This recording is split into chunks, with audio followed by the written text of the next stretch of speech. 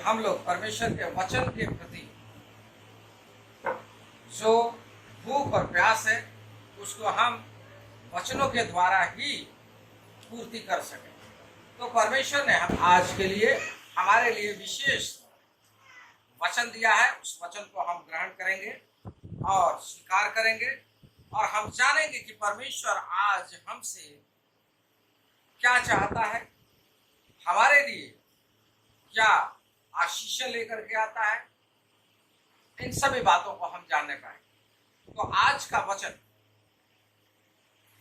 इसलिए है कि इस संसार में हम सभी परेशान हैं, दुख में, परेशानी में, कठिनाई में, नासमझी में और नाना प्रकार के कठिनाइयों का हम सामना कर रहे हैं जो हमारे लिए मुश्किलों से भरा पड़ा है।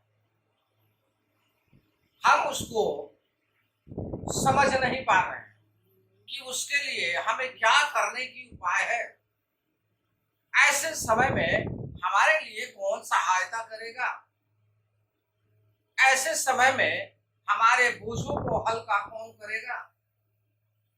हमारे ऊपर में ये समस्याएं जो आ गई हैं, इन समस्याओं को कैसे हम खत्म करें? हम अपने कल बल से बहुत कोशिश कर रहे हैं, लेकिन फिर भी इसका निवारण नहीं हो रहा। हम छुटकारा पाना चाहते हैं इससे। हम चाहते हैं किसी के पास ये समस्या है तो किसी के पास वो समस्या है। हर किसी के पास समस्याएं हैं। कोई भी ऐसा व्यक्ति नहीं है जो समस्याओं से परे है।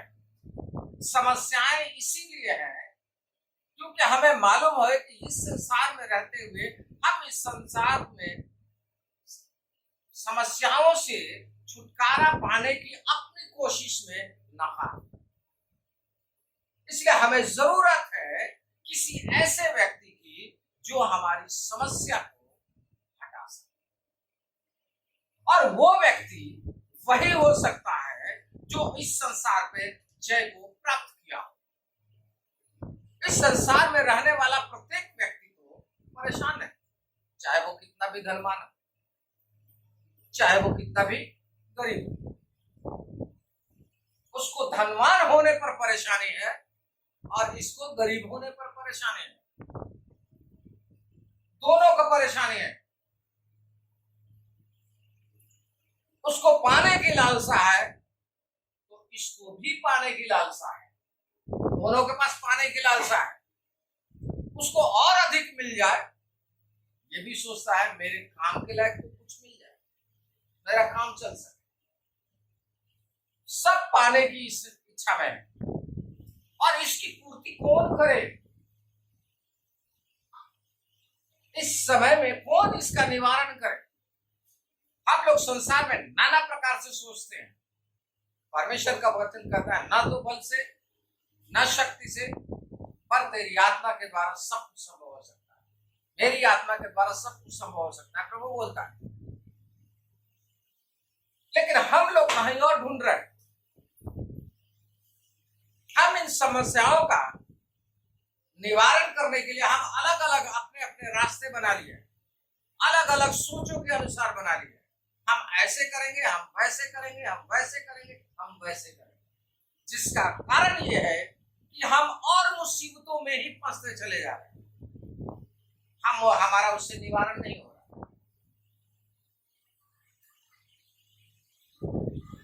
हम चाहते तो है उससे छुटकारा पाना, लेकिन सही जगह पे न जाने की वजह से हमारा छुटकारा नहीं हो पा रहा। इसलिए प्रभु कहता है, मत्ती 11 और उसका 28 पद निकाले। मत्ती 11 और उसका 18 पद इस प्रकार से कहता है, हे सब परिश्रम करने वालों और बोझ से दबे हुए लोगों, मेरे पास आओ, मैं तुम्हें विश्राम दूंगा। हे सब बोझ से दबे हुए और परिश्रम करने वालों, दूसरा वर्ष में हम पढ़ेंगे तो वहां लिखा हुआ, हे सब थके मांदे और बोझ से दबे हुए लोगों, मेरे पास आओ, मैं तुम्हें विश्राम दूंगा। हम अपने जुगाड़ से या अपने परिश्रम से, अपनी कोशिश से थक चुके हैं, हमें सफलता नहीं मिल रही। सफल न होने का कारण यह है कि हम जो इस पर विजय को दिला सकता है उसके पास हम जा ही नहीं रहे। हम इधर उधर आए बाएं दाएं कर रहे हैं और ऐसे हमारी समस्या कभी खत्म ही नहीं होगी। यहां प्रभु बुला रहा है, हे सब परिश्रम करने वाले लोगों और बोझ से दबे हुए लोगों, मेरे पास आओ, मैं तुम्हें विश्राम दूंगा। ये निमंत्रण दे रहा है प्रत्येक व्यक्ति को, मेरे पास आओ, किसी और के पास नहीं, मेरे पास आओ। क्यों? क्योंकि संसार पर मैंने जय को प्राप्त कर लिया। वो कह रहा है कि मेरे पास आओ, मैं तुम्हें विश्राम दूंगा। उसके पास हम जा करके क्या कर सकते हैं? उसके पास जाएंगे तो क्या होगा, ये जानना हमारे लिए बहुत जरूरी है। हम लोग इस संसार में अपने परेशानी से छुटकारा पाने के लिए हम लोग भी अपने दोस्तों को ढूंढ रहे हैं। ध्यान रखिएगा, अपने मित्रों को ढूंढ रहे हैं कि कोई तो मेरी सहायता करे, कोई मेरी मदद करे। क्या वो मित्र इतना आपसे प्रेम करता है जो आपके समस्याओं को अपने ऊपर ले सके? क्या वो ऐसा है जो आपको इस समस्याओं को आपसे दूर कर सके? कोई नहीं है। वो आपसे 60 वर्ष प्रेम कर रहा है, वो आपसे कुछ चाह रहा है। इस संसार में धोखे बहुत हैं, लेकिन यहां प्रभु कह रहा है मेरे पास में नहीं है। मैं तुम्हारे लिए ये करूंगा, वो करूंगा, सब करूंगा, लेकिन मेरे पास सिर्फ आने की आवश्यकता है। हम कहीं जाते हैं किसी समस्या में, किसी चीज से लेन देन करने के लिए, वो कहता है पहले ये दो, पहले तब लो। हम बहुत सारे बैंकों को देख रहे हैं। अभी हमारे सामने जाएंगे, इस दुकान पे लगा हुआ है गोल्ड लोन। एक मशहूर बैंक है मुथूट, जो कि गोल्ड लोन देता है, जिसके पास लोग जाते हैं लेने के लिए। लेकिन क्या है, आपकी समस्या गोल्ड लोन से खत्म हो जाएगा? कितना है आपके पास है गोल्ड? गोल्ड का मतलब समझ रहे हैं? कम से कम इतना तो समझ में आए। सोना दे, इसका मतलब है जिस चीज को आपने अपने सजावट के लिए, अपने भरपूरी के लिए बनाया, उसको गिरवी रखो और तब पैसा को प्राप्त करे। और वो पैसा खत्म हो गया तो वो कैसे आएगा? समस्या तो विकराल है। इसलिए समस्याओं का निवारण हमारे पास में नहीं है। समस्याओं के जड़ तक पहुंचने की आवश्यकता है। समस्याओं का जड़ क्या है, तो प्रभु अपने पास में बुला रहा है।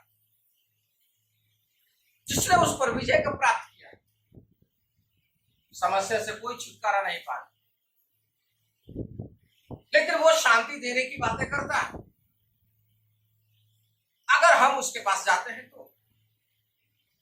अर्थात वो बुला रहा है कि मेरे पास आ जाओ और मेरे से दोस्ती कर लो। बैंक से दोस्ती मत करो गोल्ड देकर, वो भी बुला रहा है दोस्ती करने के लिए। कर्जदार बैठा है, कह रहा है कि दोस्ती कर लो मेरे से, लेकिन कब तक? जब तक आपने पैसा लिया है और जब तक आपने दिया है, और जब तक मेरा मुनाफा नहीं होगा तब तक आपकी दोस्ती मेरे लिए कोई फायदेमंद नहीं है। लेकिन प्रभु तो कहता है सेठ में देने के लिए, वो तो कह रहा है सिर्फ आने के लिए। यहां बुला रहा है दोस्ती निभाने के लिए। सिर्फ दोस्ती करो, मेरे पास आओ, मुझे अपना प्रभु और उद्धारकर्ता कबूल करो। मेरे दोस्त बन जाओ, मेरे मित्र बन जाओ। और जब मेरे मित्र बन जाओगे तो मैं तुम्हारा जितना भी दुख होगा, परिश्रम होगा, जितना भी बोझ होगा, उससे छुटकारा दिलाने के लिए तैयार। लेकिन हम दुनिया में जगह जगह जाकर के ढूंढ रहे हैं, जहां मिले वहां मिले वहां मिले, तलाश रहे हैं। और हम ये करते करते करते करते थक जाएंगे और एक दिन मिट्टी में चले जाएंगे। और परमेश्वर का वचन हमने पढ़ा, मिट्टी क्या तेरा धन्यवाद करे, दोस्ती ही नहीं होगा तो धन्यवाद कहां से करें। जहां परमेश्वर बुला रहा है दोस्ती करने के लिए, आप उसका दोस्त बनो। मेरे पास में आते, मैं तुम्हारी असफलताओं को, मैं तुम्हारे सफलता को, निर्णय को, परेशानी को, दुख और तकलीफ को, सबको लेने के लिए तैयार हूं। तुम्हारी खुशी को भी और तुम्हारे गम को भी लेने के लिए तैयार। परमेश्वर बुला रहा है, लेकिन हम जाने में हमें परेशानी, हम उसके पास जाते नहीं, पता नहीं, क्योंकि वो तो बुला रहा है लेकिन हम विश्वास ही नहीं करते कि वो सच्चा दोस्त है। हम उन दोस्तों पर विश्वास करते हैं जो झूठे हैं। एक उदाहरण मिलता है अब्राहम का और परमेश्वर की दोस्ती का। जब वो वाचा बांधता है उसके लोगों के साथ में, उसके साथ में और उसके वंश के साथ में, तब वो वायदा करता है, वाचा बांधते हुए कहता है मेरी दोस्ती और तेरी दोस्ती बनी रहे। तो वो क्या करता है, अब्राहम अपने बलिदान की सारी वस्तु लेकर के उसके पास में आता है और अब्राहम सोचता है मेरी दोस्ती परमेश्वर कबूल कर ले। परमेश्वर उसको कबूल करता है, लेकिन उसे अब्राहम को नींद आ जाती है, वो थक जाता है, उकता जाता है। उकताने की वजह से उसका वंश 400 वर्ष की गुलामी में चला जाता है। लेकिन परमेश्वर अपनी दोस्ती निभाने के लिए वो स्वयं उसके साथ में, उसकी ओर से भी होकर के और अपनी ओर से होकर के भी आग के गोले के समान वो दोनों ओर से अपनी दोस्ती को निभाता है और वाचा बांध देता है। हालेलुया। और ये वाचा इसका होता है कि मैं तेरे और तेरे पश्चात तेरे वंश का परमेश्वर बना रहूंगा, और वो जो तेरे सो जाने की वजह से तेरे और मेरे बीच में उस संबंध को बनाने में सुस्ती आने की वजह से जो परिणाम उनको 400 वर्ष तक भुगतने होंगे, उसके बाद में उनको छुड़ा ले। और परमेश्वर 430 साल के बाद में उनको छुड़ा कर ले आता है। जब ऐसा होता है, ये दोस्ती का मतलब है। जब हम परमेश्वर के पास जाते हैं तो हम दोस्त बनते हैं। एलिया को देखिए, जब वो भाग रहा है, जब करत नामक नाले में है, उसके पास खाना नहीं है, उसे भूख लगा है, क्या करे, कुछ खाना नहीं है उसके पास में, उस नाले में वो छुप करके बैठा है। परमेश्वर कौवे का इस्तेमाल करता है ऐसे समय, क्योंकि एलिया की दोस्ती परमेश्वर के साथ थी, क्योंकि एलिया अपने परमेश्वर को जानता था, उसके साथ उसकी दोस्ती थी। शद्रक, मेशक, अबेदनगो को भी देखते हैं, उसकी भी दोस्ती थी, उन लोगों को भी अपने परमेश्वर के साथ दोस्ती थी। इसलिए जब राजा ने जलते हुए आग के भट्ठे में उन्हें डाला तो परमेश्वर उसके बीच में उपस्थित हुआ, क्योंकि उस लोगों ने मनुष्य की दोस्ती से बढ़ करके परमेश्वर की दोस्ती कबूल की। राजा ने जो मूर्ति खड़ी कराई थी उसकी उन लोगों ने उपासना नहीं की। वो जानते थे कि हम किसके पास जाएंगे तो हमारा छुटकारा हो सकता है, हमारा बचाव हो सकता है। इसलिए उन लोगों ने परमेश्वर की दोस्ती कबूल की और उसने कहा कि हम जानते हैं परमेश्वर हमें बचा सकता है।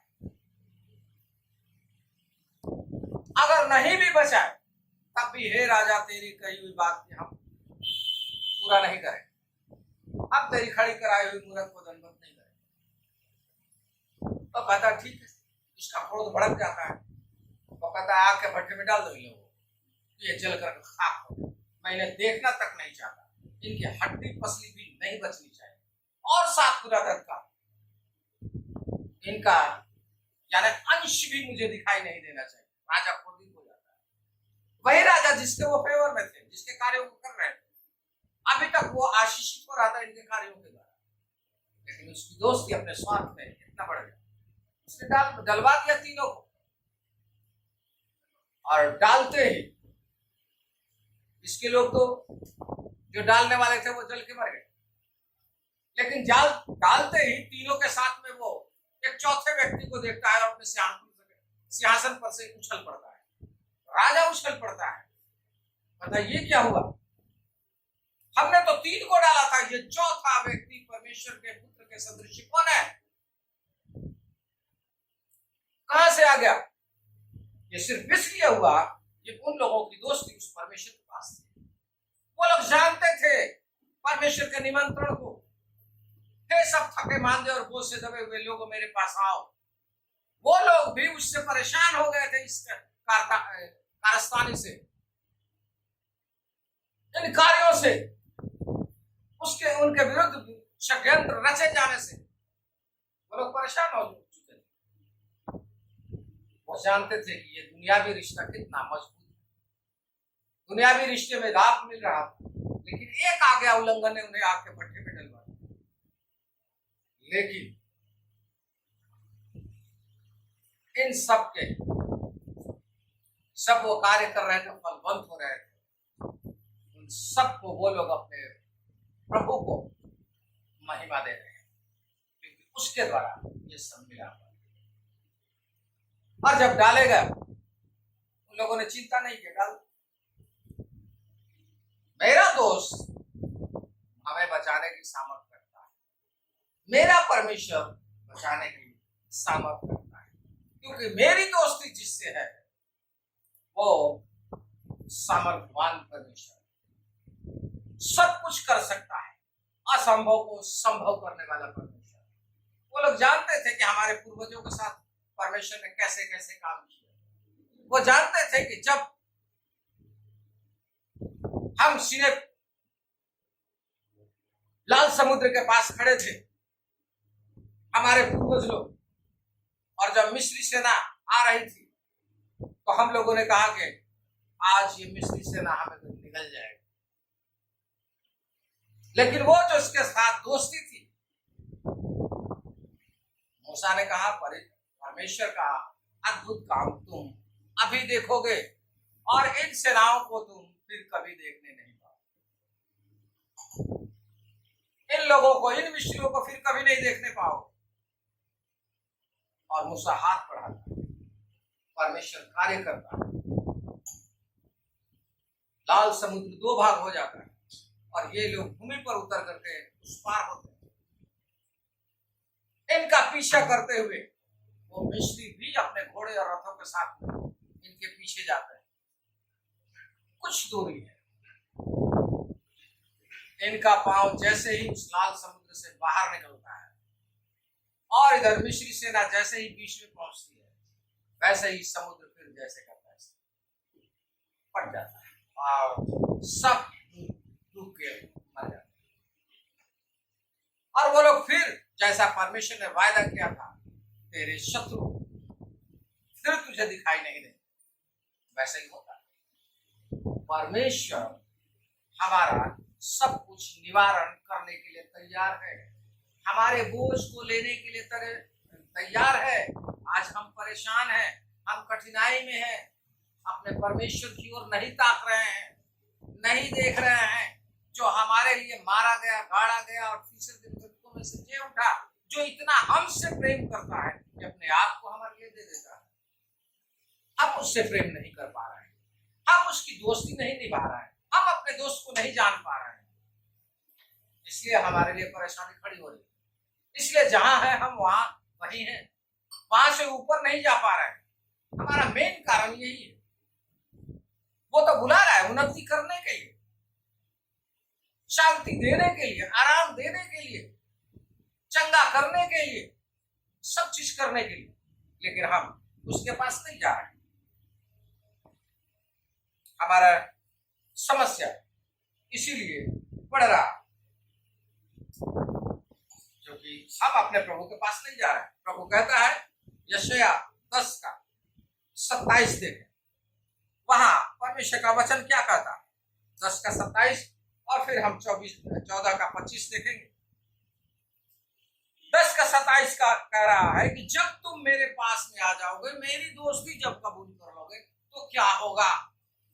कहता है उस समय ऐसा होगा कि उसका बोझ तेरे कंधे पर से और उसका जुआ तेरी गर्दन पर से उठा लिया जाएगा और अभिषेक के कारण वह जुआ तोड़ डाला जाएगा। हालेलुया। परमेश्वर कहता है जब तुम मेरे पास में आ जाओगे तो तुम्हारे ऊपर में जो बोझ के समान में तुम्हारा भार पड़ा हुआ है, असंभव दिखाई दे रहा है, उसको क्या करूंगा, मैं तोड़ दूंगा। तुम्हारे कंधे पर से मैं ले लूंगा या उतार करके फेंक दूंगा, वो तोड़ डालूंगा। तुम्हारी गर्दन पर जुआ फिर नहीं दिखाई देगा, बोझ ये नहीं दिखाई देगा, इन बोझ को मैं तुमसे दूर करूंगा। ऐसा परमेश्वर हमारी दोस्ती के ऊपर में निर्भर है। हमारी दोस्ती कैसी है ये जानना हमारे लिए बहुत जरूरी है। दोस्ती का मतलब ये नहीं है कि बस हो गया जी, नहीं। परमेश्वर ने आदम से दोस्ती निभाया और वो रोज शाम को उससे मिलने के लिए आता, क्योंकि बिना मिले उसे चैन नहीं मिलता, इसलिए रोज शाम को वो आता था। और यहां तक आदम अपने दोस्त को पहचान गया था कि जब वो उस बगीचे में आ रहा था तो उसके कदमों को, आहट को पहचान गया कि कौन आ रहा है। हालेलुया। वो जानता था अदन की वाटिका में सारे जानवर थे, ध्यान रखिएगा। वो जानवरों की आहट को जान गया था और परमेश्वर की आहट को जान गया था। दोनों में फर्क वो समझ गया था कि ये इनकी आहट कैसी होगी और परमेश्वर की आहट कैसी होगी, उसकी आहट को पहचान गया। इसलिए वो जैसे ही परमेश्वर आता है वैसे ही वो जान जाता है कि ये तो परमेश्वर है, और वो छुप जाता है क्योंकि उसने गलत किया है। ऐसे ही हम लोग भी छुपते हैं जब हम परमेश्वर से गलत करते हैं, लेकिन परमेश्वर तो बुला रहा है, आ जाओ मेरे पास, मैं विश्राम दूंगा, मैं शांति दूंगा, मैं तुम्हारा जुआ उतारने के लिए तैयार हूं। लेकिन हम लोग उसके पास में नहीं जा रहे। 14:25 देख,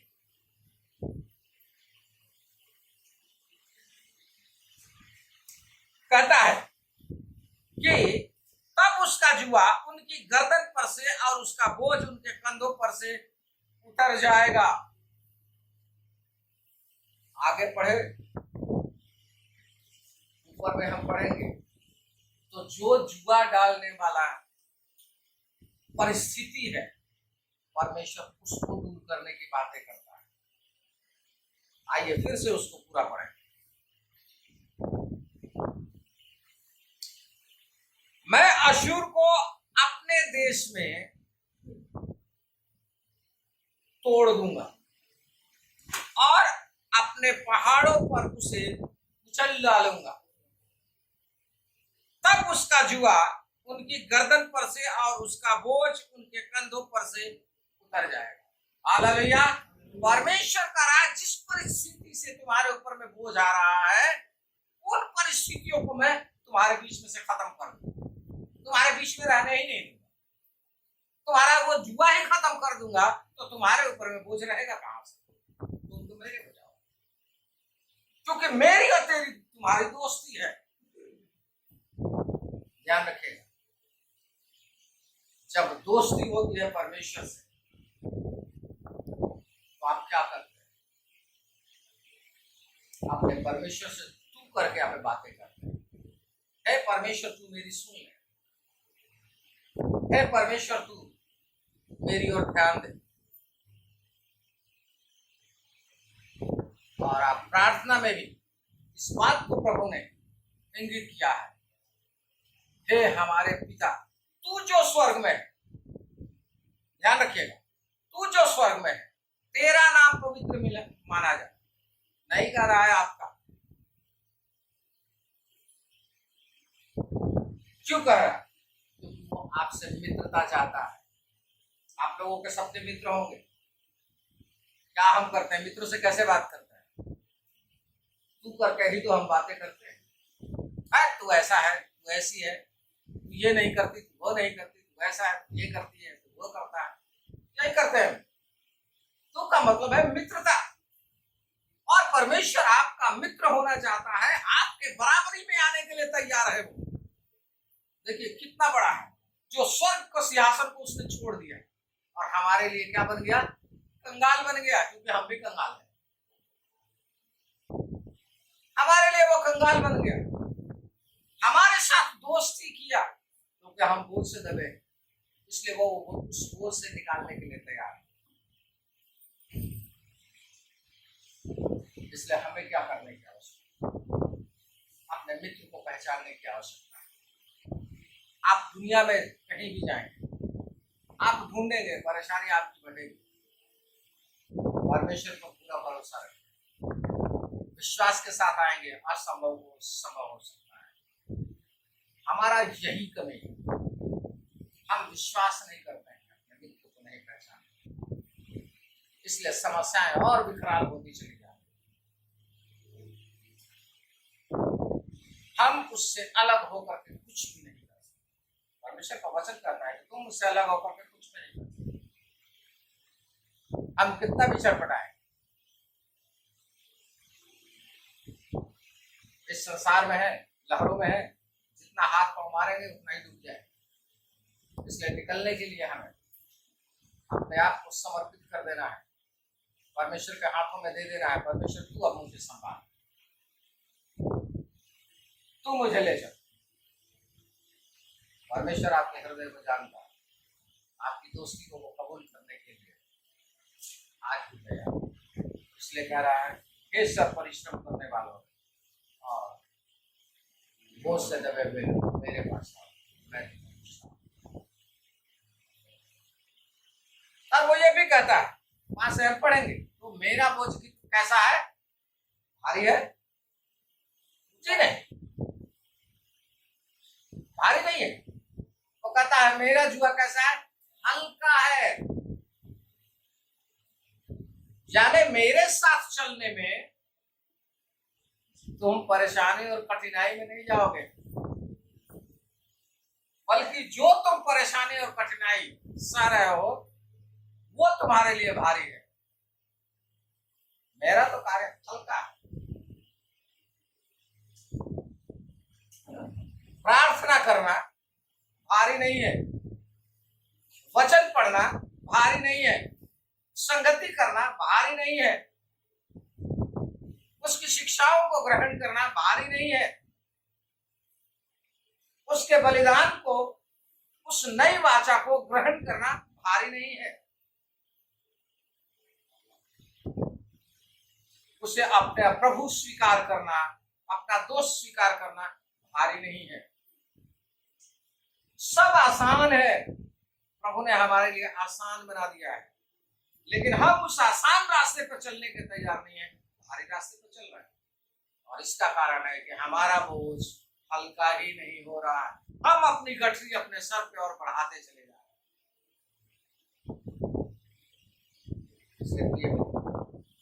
परमेश्वर का वचन 2 कुरिन्थियों और उसका 7 का 1 पद देख लीजिए परमेश्वर क्या कह रहा है।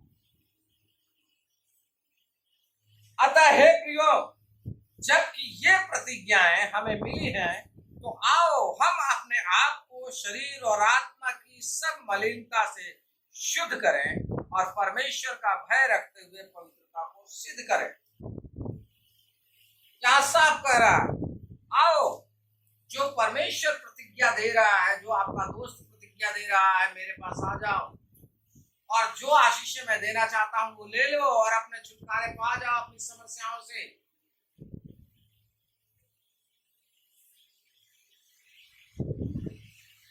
और मेरे मित्र बन जाओ, मेरे दोस्त बन जाओ, मेरे हमदम बन जाओ।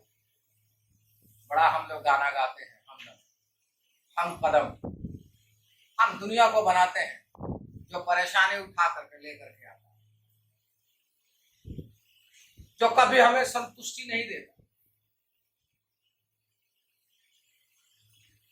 हम कितना भी प्रेम करें उसमें हमें पूरी संतुष्टि नहीं मिलती, लेकिन परमेश्वर पूरा संतुष्ट करने के लिए तैयार है। वो बुला रहा है, निमंत्रण दे रहा है, वो प्रतिज्ञा भी कर रहा है आपके बोझ को लेने के लिए। तो वही कहता है कि प्रतिज्ञाएं हमें मिली है, तो आओ हम अपने आप को शरीर और आत्मा की सब मलिनता से शुद्ध करें, उस बोझ से जो आपके ऊपर में है उसको दूर करें। चाहे वो पाप का बोझ हो, चाहे वो आपका समस्याओं का, स्थितियों का, परिस्थितियों का बोझ हो, उन सब को लेकर के परमेश्वर के सम्मुख जाए ताकि शुद्धता मिल सके, आप दूर कर सके और परमेश्वर का भय रख करके आप पवित्रता भरा जीवन जी जाने। जैसा आपका दोस्त चाहता है वैसा चले, उसको जाने। तो आप और हम उस प्रतिज्ञा में शामिल हो जाते हैं और हमारी समस्याएं जो प्रतिज्ञा किया हुआ है लेने के लिए तैयार। परमेश्वर ये कह रहा, इसलिए बार बार इस बात का निमंत्रण है कि थके मांदे, आप थक चुके हैं, तब भी उन परिस्थितियों को करते करते ये कैसे होगा, कैसे होगा, कैसे होगा, कैसे होगा, हम नहीं जानते कैसे होगा।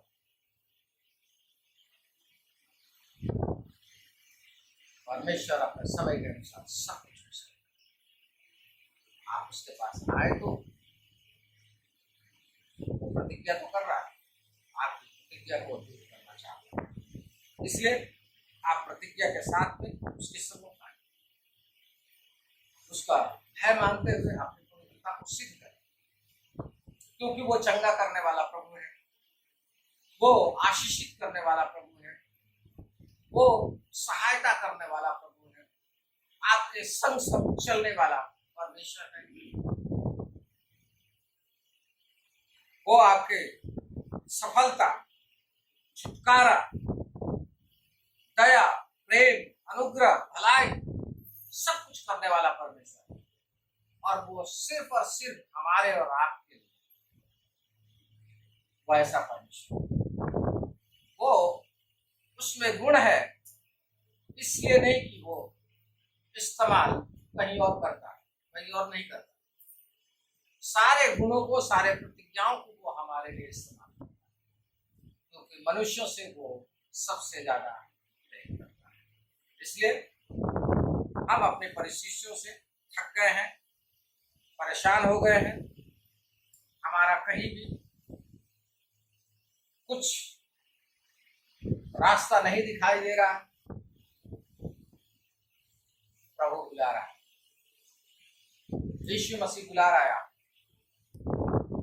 थक चुके हैं, आप आए और विश्राम। हे थके मांदे और बोझ से दबे हुए लोगों, मेरे पास आओ, मैं तुम्हें विश्राम दूंगा, क्योंकि मेरा जुआ अपने ऊपर उठा लो और मुझसे सीखो, क्योंकि मैं नम्र और मन में दीन। जुआ उठाना मुझसे सीखो। वो जुआ नहीं कर रहा है जो उठाना था, वो उठा चुका है, आपको उठाने की जरूरत नहीं है। वो कहता है कि मैं उठा चुका। मेरा जुआ कैसा है? तुम अपने मन में विश्राम पाओगे, क्योंकि मेरा जुआ सहज और मेरा बोझ हल्का है। खा सकते हैं, आराम से चल सकते हैं। उसके साथ चलने में आपको परेशानी नहीं, आनंद मिलने वाला है, शांति मिलने वाला है, खुशी मिलने वाला है। इसलिए उसके निमंत्रण को स्वीकार करें और अपने प्रभु के पास जाएं और उसको धन्यवाद दें। प्रभु आशीष दें। आइए हम एक छोटी सी प्रार्थना, उस निमंत्रण को स्वीकार करें। हम सब खड़े हो जाएं और अपने हाथों को उठाएं और उस निमंत्रण को स्वीकार करें। हम सबके पास परेशानियां हैं, कठिनाइयां हैं। उन परेशानियों और कठिनाइयों को हम प्रभु के पास लेकर के जाएं और प्रभु उन सब कठिनाइयों को लेने के लिए तैयार है। सच्चे मन से प्रभु को सम्मुख जाएं। धन्यवाद महान जीवित सर्वशक्तिमान दयालु पिता परमेश्वर, धन्यवाद प्रभु यीशु मसीह, धन्यवाद पवित्र आत्मा। हम आपका धन्यवाद करते हैं।